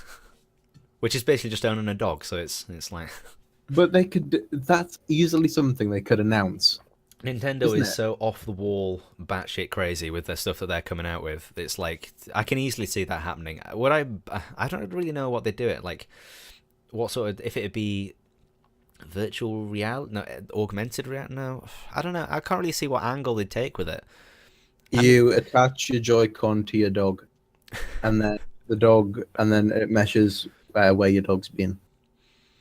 But how would you gamify that? How would you gamify it? Yeah. You'd have to hide the Joy-Con. Oh, can you imagine that? You get so many... hide the Joy-Con, cover it in some dog-related treat, and then the dog must discover the Joy-Con, and then there'll be leaderboards for who has the best dog. I don't know how that'd work. That wasn't an actual suggestion, by the way. That was me talking out of my arse. Nintendo, if you are considering doing something to do with pets, please do it. I would love to see what you'd come up with. Yeah, just to see. Just to see not what to sort of buy, shit you to would. see. Yeah. I can imagine having a lot of fun with that in like a concept stage. You just buy Nintendogs and you open the game and it just reminds you that you have your own dog. And to stop playing Nintendogs. We love you, Nintendo. We've changed our ways in the year that it's been since the last podcast. I've gone from hating them for this shit to loving them for this shit. Yeah. So anyway, that's if you have anything else to add with the Nintendo segment, you can contact us on Twitter with the hashtag #PPPodcast. We are going to move on to our next topic, which is... Ooh, Owen's rubbing his hands. He's excited for this one. Dark Souls is getting a remaster. Who'da thunk? Woo! Who'da thunk? I saw it coming. Yeah. People needed... I feel like because Dark Souls is officially over, Miyazaki has said that the franchise is at its end, the story is ended. Yeah. And that was very sad, especially the end of the base game was absolutely incredible to Dark Souls fans. Like the fan service at the end really hit a lot of people. And then at the end of the final DLC with the hardest boss ever, which took people weeks and weeks to kind of complete, was a great kind of send off to the series, just to kind of go, this is your last test, Dark Souls. So that was great, and it is sad that it's over. I feel like normally with a remaster, I feel like it is a cash grab. I feel like this one's needed though. Like it probably is going to be a proper remaster because the game is that old. If they ported it, if they just did like a clear port to like current gen, Dark Souls people would kick off. Dark Souls 2: Scholar of the First Sin, I feel like, is a game that plays up to par. I don't think it's AAA. I think it's just below it, but that's kind of what that studio's known for. I think that game works perfectly fine. I'm personally not a fan of Dark Souls 2. I didn't necessarily felt like it fit the tone of the other Souls games that I've played. But a lot of people did like it, and I think it's a perfectly decent game. Dark Souls 3 was probably the most refined. A lot of people didn't like it. Well, I feel like every Dark Souls fan liked it, just not as much as 1. Yeah, I feel like people probably had a lot of nostalgia with 1 though. Like if they went back and played it, they'd realize that it was not like it was. It was not short of a few issues. It had major issues, very very unintuitive things. Do you know in Dark Souls 3 how you use an ember? Yes. And how do you use an ember? You equip it. You press, and you go like this, right? You use it, then you're embered. You have more health, and you can summon people. It's as simple as that. In Dark Souls 1, in order to regain humanity, which is the exact same thing as Ember, basically, for want of a better word, you had to use humanity, which would then go into your humanity counter at the top left, which you then had to go to a bonfire, which had to be kindled first, and then you had to consume it to become human. Yeah. Oh and it's just, and people are just like, what the fuck is that? Like, especially as a new player as well. There's a lot of players who just start playing it and go, oh, okay, this is difficult and it's confusing and I'm just going to stop now. And that's a massive shame, because if you go on the Dark Souls Reddit, it's full of new players, and the Dark Souls fans like myself kind of have this desperation to get people into the franchise. Because if you kind of persisted through it and you really have committed yourself to it, the more you put in, the more you get out, the more you know about the lore, the more you love it, the better you get at it, the more fun it is. I definitely had that. Like, Dark Souls 3 was my first entry to the franchise. I was very late to the party, and I think it took me... I did half of a playthrough and got up to, like, the swamp area. Well, it's not even half of a playthrough, that. I got up to the swamp area. That took me about 16 hours. No. Yeah. I did one playthrough, No, I started one playthrough, did about 8 hours of that, then started another one and did another 8 hours, and then stopped, and then started on my third playthrough. It finally clicked with me that like, right, I know what I'm doing now, and I think once you get the cycle, yeah, you know, like branching paths. I'm not going to go there yet. Yeah, you know, stuff like that. The reason people like Dark Souls 1 so much, Dark Souls 2 was very linear. There wasn't really a lot of kind of looping around. I heard that's why a lot of people didn't like it. There was some shortcuts here and there, but I kind of felt like you went in a direction and then there was a clear dead end. Yeah. You beat the boss and then you went back to the kind of main hub. And in Dark Souls 3, there was some really nice level design there, but it felt more segmented into areas. Yeah, like, for example, I get that impression. When you, for example, like the first area, like the big castle. Yeah. You obviously go down to where Vort is, but then there's the elevator that brings you back up to where the first bonfire is. Like that's a great example. And like the cathedral, they had all of this, except all of these shortcuts were segmented into their own areas. Whereas in Dark Souls 1, I don't know if you have that image that I sent you. Do you remember? With the level design. I can't. I think you sent me it on Facebook, so I probably won't be able to get it up. I'm able to find it here. If you send me it in Discord, I can like a link to it. Yeah. So anyway, if we get onto the tech specs of it, it is coming to the Nintendo Switch, the PS4, the Xbox One, and of course the PC. The Nintendo Switch handheld mode, it will be 720p and 1080p on the TV mode. Can I open that copy link? Yeah, so this is like the level design of Dark Souls 1. This is Dark Souls 1. Literally everything is connected. You can just go from anywhere to anywhere. The only segmented part is between that brown place on the left this bit and the cathedral in the top right. That's the only segmented part in the whole game. Yeah, and the rest is all beautifully connected. Yeah. That was the main thing that's been missing from the other two games. And going back to all of these places, because they haven't showed gameplay yet, which normally worry me, but that actually excites me. Just going back to all these places and seeing them how they were supposed to be seen is going to be amazing. I heard rumors that it was going to have the same lighting quality as Dark Souls 3, but I have no confirmed source for that, so who knows? That's good, because when you're in that lava area, the lava light and texture was so bad, you actually had to turn down the brightness for a specific boss because you couldn't see it. Yeah, I heard a complaint about that. The centipede demon, you couldn't see him.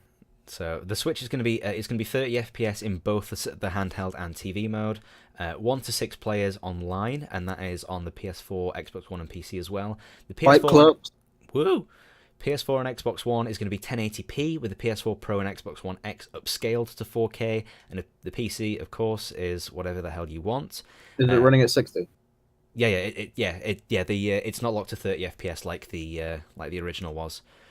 So they have updated the combat then. They must have. They must have done, because the combat was locked to the frame rate. So there is. They mention it here. It's not actually From Software that are porting it. It is its own a different company. I think out of Poland, I want to say. From Software does have a B team. They do. There's you see a lot of things these days where like they'll get external development companies to come in and port a game. We saw that with Batman Arkham Knight when that launched on PC, and the hot mess that was. The reason that it actually runs as well as it does today, which it runs like near perfectly now, is because they got an external team to come in and basically just re-port it to PC. So that's how that happens. So you do see quite a lot of external companies coming in to port these things. So yeah, 1 to 6 players online, and it's going to have the same multiplayer system as Dark Souls 3, where you can use a password to use thank God. to get like private multiplayer. In Dark Souls 1, you had to just kind of put your summon sign down and hope. Yeah. just pray. And the DLC is included in that as well. So. Oh, is it? Yeah, you get all the DLC included. So. The DLC is fantastic. Yeah. DLC has the best fight in the series. I don't know which platform I'm going to get it on. I'm tempted to get it on Switch just because the idea of playing Dark Souls on the go really... I would say if you've never experienced Dark Souls 1, you want to experience it the best way possible. Right, okay. I'll probably get it on the PC then. I mean, I have a laptop now, so if worst comes to worst, I can do that on the go. But yeah, if you're interested in Dark Souls Remastered, that is coming out. Do we have a date for that? I haven't got it written May down. 24th. May 24th. There we are. So not that long to wait. About 5 months. It's I just want to see some gameplay. Just want to see some game. Yeah. All we have is this. Is there any screenshots? There's no screenshots. All we have is that literally just this one. That little trailer where it zooms in on the campfire. That's from Firelink. That's from Firelink Shrine. So the bit in the trailer. Do you see the middle left where the little, like where the tree is and the little orange thing in the middle, like the tiny orange thing? Yeah. That's where the trailer is shot. That's the main hub area of Dark Souls 1. Okay. Cool. So yeah, that's coming. It's a couple of days before my birthday, so no, it's definitely towards the end of May. I don't have a specific date on here, but anyway, yeah, that's that. If anybody has anything to say about that, we can get in on the podcast using the hashtag PP podcast. Let's check once more to see if we have. Harry asks, couldn't you just get a bunch of cardboard and just look up the schematics of images for the Labo? I feel like there are too many loopholes for making it from such an easy access and shape material. Yeah, you probably could, but except the cardboard is sold with the game. I don't think you can buy them separately, so that would be pointless. Yeah, I mean, you could source your own cardboard. I mean, if you go to any produce section, they'll give you. Actually, no. I suppose they you changed could. The policy. You could trade. Someone could buy it, and then they could give you the cartridge. Yeah, I get. Oh no, I don't know. Anyway, I don't know. You probably could, but it's probably not going to be as high quality as what you would get if you bought it straight from Nintendo. I mean, if you make the cardboard, like if you break the cardboard and then remake it yourself, fair enough. But if you just part of the fun, though, isn't it? Yeah, like folding it and it's making it. It's all about being creative and stuff. But like, if you think there's no point just going online and then downloading the schematics and building unless you want to do that just for fun because you need the cartridge. So I feel like the kind of person that's doing that is the kind of person who would not buy a Nintendo Labo. Yeah, you know what I mean? They know who they're marketing this towards, and it's Nintendo, so they know what they're doing. So I mean, I'm very skeptical to kind of give them shit anymore because we've been so wrong in the past. Yeah, I know what you mean. You need to find if you re-upload this, you need to splice in that clip. I will do. This is definitely going up on YouTube. So yeah. Harry says, now I feel obligated to buy you Dark Souls Remastered for your birthday. You don't feel obliged. Don't feel obliged, man. Okay, so that is Dark Souls Remastered copied. The next topic we have, Cyberpunk 2077. Probably the game that I'm most excited for, which I don't want to be the most excited for because every game we don't know anything about it. We don't know anything about it, and any game that I'm always excited for, any game that I'm ever excited for, I have the worst track record because Battlefront 2, Assassin's Creed Unity, literally anything that I've ever bought a collector's edition for has always been absolutely crap. Battlefield 1. Yeah, right, okay, we need to stop listing these. So CD Projekt Red, the Cyberpunk 2077 game, they tweeted one word from their Twitter account, and that was beep, as you can see on screen right here. So does this mean that we're going to be getting some news on this soon? There was an interview with where is it? Iwinski. What's his full name? Well, their entire company's Polish, so good luck pronouncing the names. Yeah, I know. It's quite difficult. I'm trying to find his name now. I can't find it. Anyway, someone representative at CD Projekt Red said that they where is it? In 2015, we're impressed with Fallout 4's rollout. Bethesda came on stage and said, it's here, it's real, it's coming out on this date, and we're going to do something very similar with Cyberpunk 2077. I'm paraphrasing there. We're going to wait to reveal Cyberpunk 2077 until we can show off a very meaningful piece of it. So, I mean, that's great. You know, like, I really do appreciate that. from companies. No, like I heard today, Anthem's being delayed to 2019. Really? Yeah, I am shocked. it was supposed to release this March. Yeah. I And mean, it's been delayed we by saw that that coming. We saw that. We've only seen one gameplay trailer. We saw that was Yeah. coming. But yeah, this was something that I said whilst live tweeting the E3 press conference for Bethesda last year. This was something that I tweeted was every single game that they showed off at Bethesda's E3 was coming out that year within 6 months.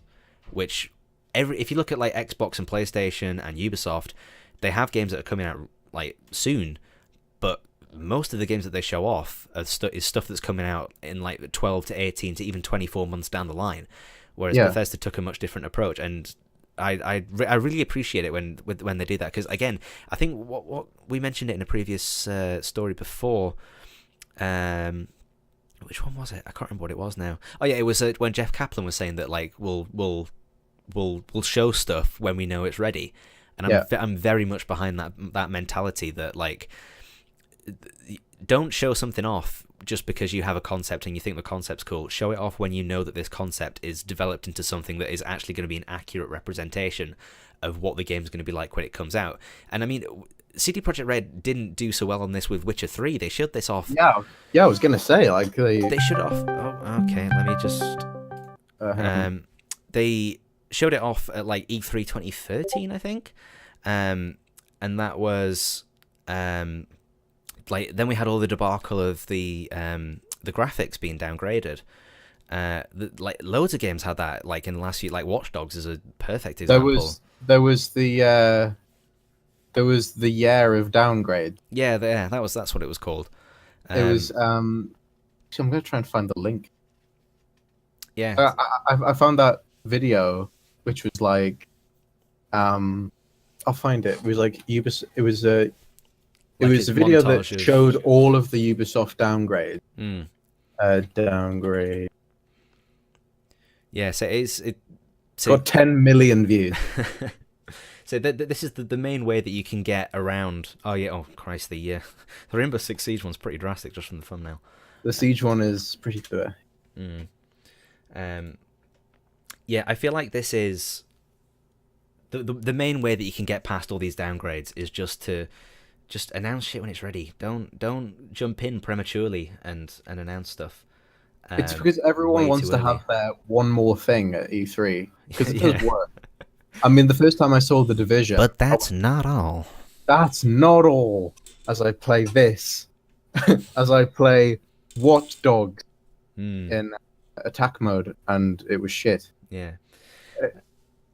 So I mean, this is a quote from honestly, I can't remember his name for the life of me, and I'm gonna kick myself for it. Let's go for it's Blanky Panansky. Let's go for that.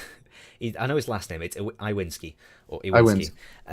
So him like basically saying that like they're not going to show any of Cyberpunk 2077 until it is ready.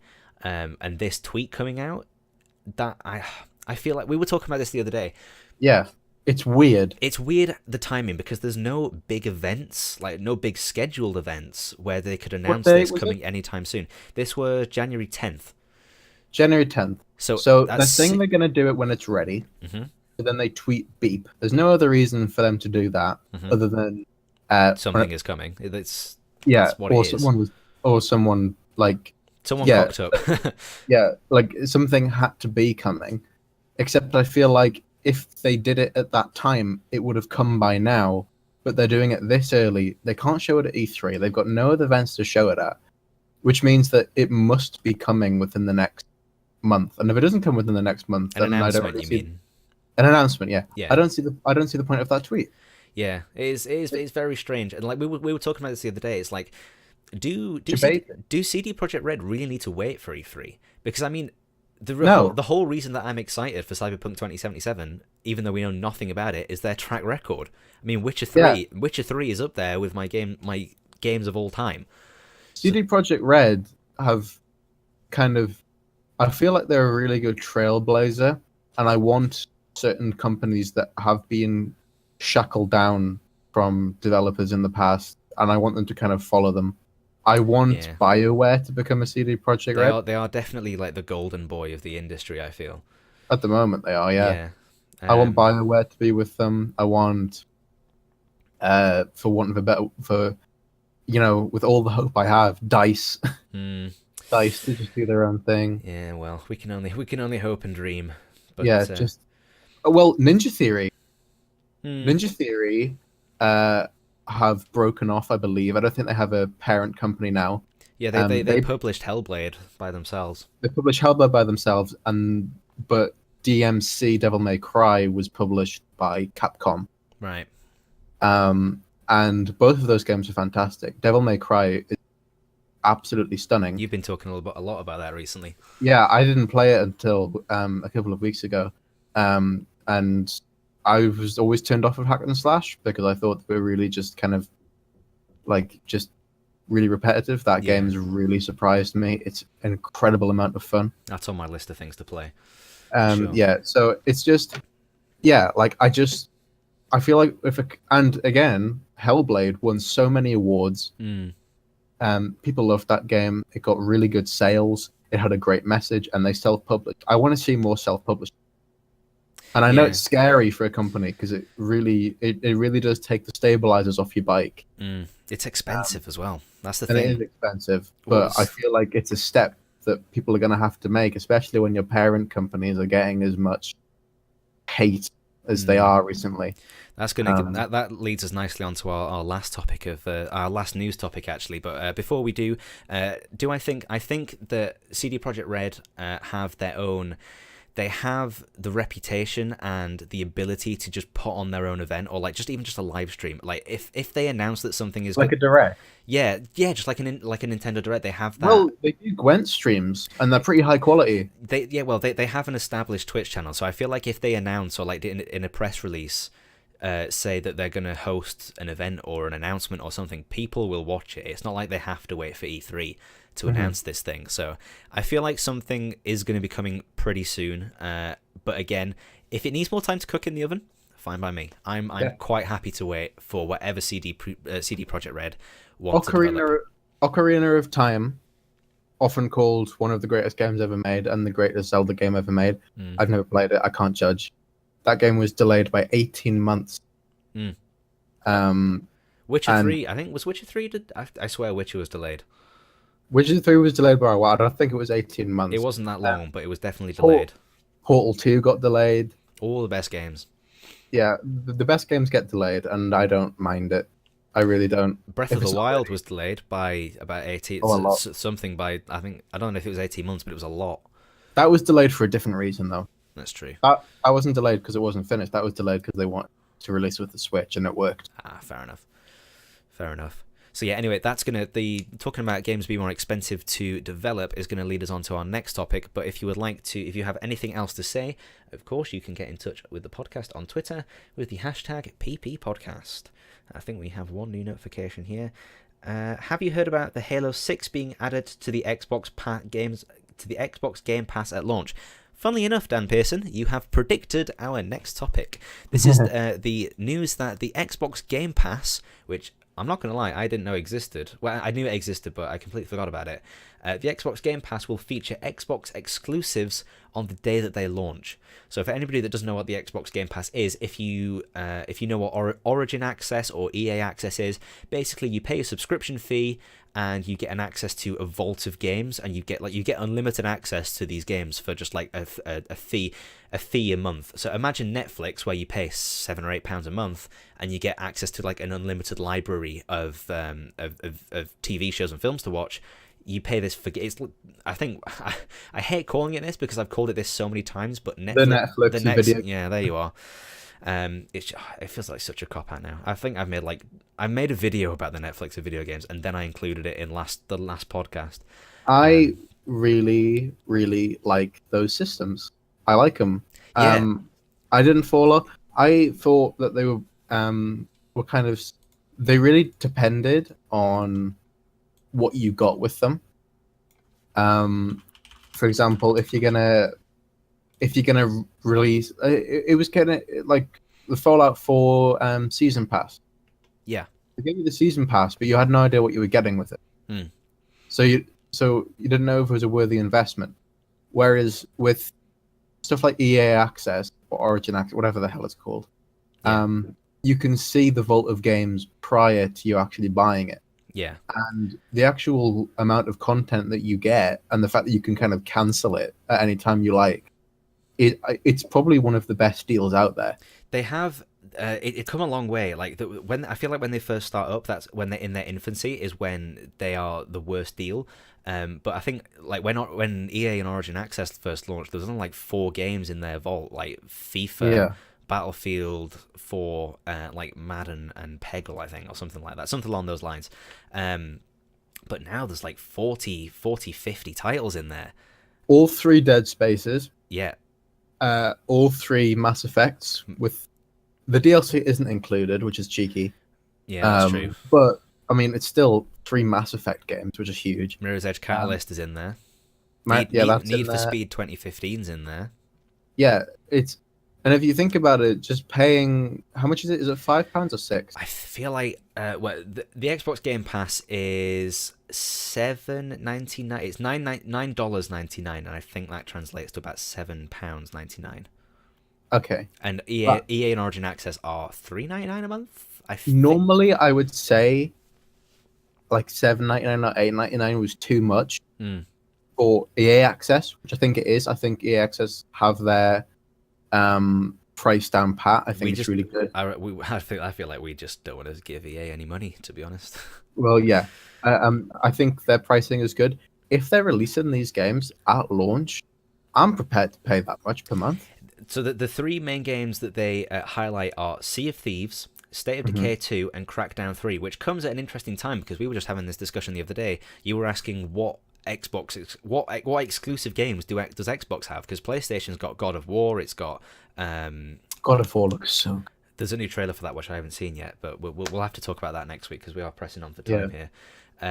So yeah, with like PlayStation has loads of exclusives. PC's got a few, obviously PC's got quite a few coming, but Xbox doesn't really have anything. So this news that the few exclusives that Xbox does have is going to be available for $7.99 a month at launch is quite impressive.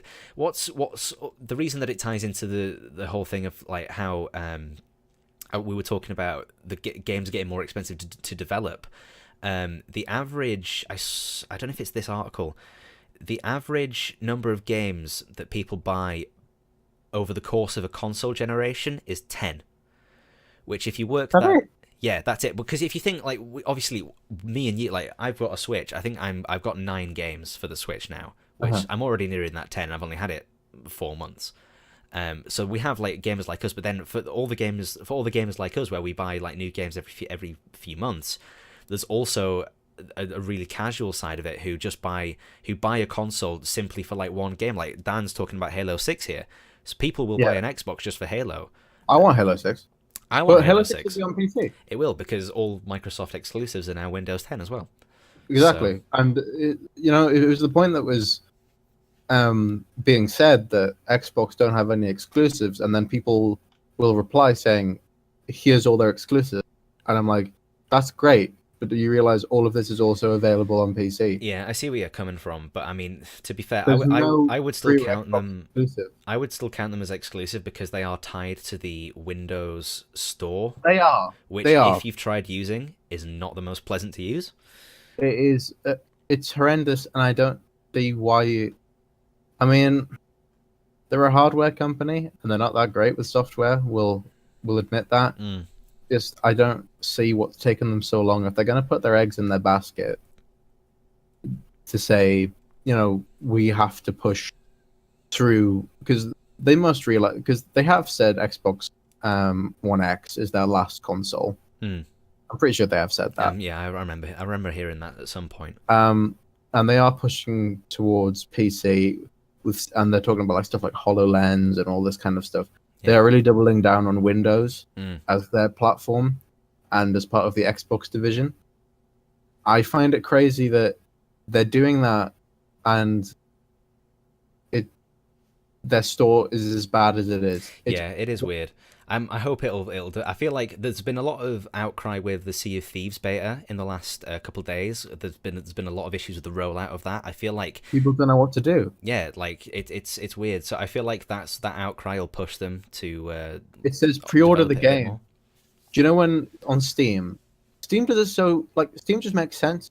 It says if you pre-order this game, you get the beta. You pre-order it, and then it gives you 2 separate games in your library. The first one says game releases this date, and it might have something like a what I'm trying to say, like a pre-download, right? Yeah, something like that. And then it'll give you a separate game which will say game beta. So when I got the Lawbreakers beta, it said Lawbreakers open beta, and then after it finishes, you delete it. Yeah. With Sea of Thieves, it said pre-order Sea of Thieves to get access to the open beta, which is what all the streamers have been playing. And people saw all the streamers playing, like, I want this, it looks really cool. They pre-ordered it, and it turns out Windows Store doesn't work like that. Instead, you have to go through a ridiculous amount of menus that don't actually go anywhere. And then it turns out you actually have to do like an email thing, and you have to get a code, and people just couldn't access their beta. They paid money and then just couldn't get in. It's just a mess. Yeah, well, how can it be this bad? Yeah. You're investing this much in it. I haven't tried it yet. I'm intending to download it over the next few. I'm going to open it now. Days. I'm going to see if it's shit. So this, what I was going to say was it's quite interesting. If you think that the average number of games that people buy over a console generation is 10, that is £400 over 5 years. If people subscribe to this subscription service, so that's £8 per month for 12 months. For if we say the console generation is 5 years, that's £480. So that's 80 quid more out of every person if they subscribe to. So I really do feel like more publishers and like DRM companies are going to start picking up on this. I mean, you see the Humble Bundle, and you see sort of stuff like that, which is kind of similar, but not really, because it's not really like a vault of games. But I really do feel like this subscription-based service is not necessarily the future, but it's definitely something that has a place in the future of video game distribution and how we purchase our games and like digest our video game content. It might make people like. I mean, it sounds like a bad thing. The fact that consumers will be paying more money per year. But if it means people are getting support and the consumers are getting more games, then who cares? Exactly. But like a point we brought up in the last podcast when we discussed this topic was that if you pay £8 a month, even if you just want to cancel after that 1 month, you're getting access to however many games, full access to like a vault of games for £8. It's like you could pay right now. You could pay right now £5 for Origin access. You could play through the entire Dead Space series for £5. Exactly. If you had the crazy. If you had the time, and yeah, you could do that. It's great. I really do feel like it definitely has a place in the way that we distribute our games. What's this screenshot that you've sent me? You need to show that on stream. This is an example of the Windows Store. This is how shit it is. Oh my god, that is horrendous. Let me. This is just like if you go on Steam and go to best selling, it's really nice. It shows you customer reviews, prices, genres, all this kind of stuff. And then you look at this. This looks like early access for like the iOS App Store or something like that from like 5 years ago. And look what they're selling. They're not even selling like original games. They're not pushing indie games. I mean, you've got Minecraft and Forza Horizon in there, but it's all mixed in with all the mobile games. You've got Forza Motorsport 7 Standard Edition down there. You've got Forza Horizon 3 there, and like they're great. But then you've got Candy Crush Soda Saga, Roblox, slot games. But it's just a mobile app store. Yeah, I feel like what's this? They have a long way to go, but I really do feel like this distribution method definitely has a place for somewhere in the industry. Oh yeah, absolutely. I've used it and I like it. Yeah, so I subscribed to EA Access for probably about... Well, I subscribed when it first came out, and I stopped around the release of Battlefield 1 when I realised that I'd given up. I give up. I gave up. But honestly, like they have special things as well. Like they run. You get, if you subscribe, you get early access to. You get early access. You get like 10-hour trial periods. I got access to Andromeda. Yeah, exactly. Yeah, you get like 10 free hours of Andromeda. I got 10 so I free knew hours. not to buy it before it came out. Exactly. Thanks, EA. Yeah, it's like same with like Mirror's Edge Catalyst and Need for Speed, like, and all that sort of stuff. So yeah, that's actually a really good advertisement. Get EA access. Get EA access so you know a game's going to be shit before it comes out. Yeah. Do that. That's the way to do it. And you can play all the games that they've actually got really old games on there. They've got really old like PC games. They've got the original Dungeon Keeper and I think what's that? Not Age of Empires. Command like Torchlight 2. Command and Conquer's on there. Command I think. And Conquer, yeah. Yeah. So, yeah. If anybody else has any opinions regarding the subscription-based Xbox Game Pass, EA Access, all that sort of jazz, you can contact us on Twitter with the hashtag PP Podcast. So that's everything in the news segment. Of course, well, this podcast, the main bulk of the content it's all basically news, and we only have all news this week. I think next week this one's a big one because I've gone back through. We have 3 weeks of news, more than 3 weeks of news to cover. So next week we will have a lot less. We could have a different segment where we just talk about like something else, like a particular game or like old games or stuff like that. You know, games that we really like. Like we could do all sorts. We could take suggestions, to be honest, about what people what we want to hear about. Because we don't want it to just be pure news. Because if you make it pure news, people have already heard the news, most likely, and you don't want people to just sit through a segment which is only new. Yeah, it'll get stale after a while. Yeah. So I'm probably going to leave. We have one question in. The other section that we have is anything else to add, which is anything that we feel like we've missed. I do have a question in here that I was going to ask, but we're getting on to like near the 2-hour mark, and the Overwatch League.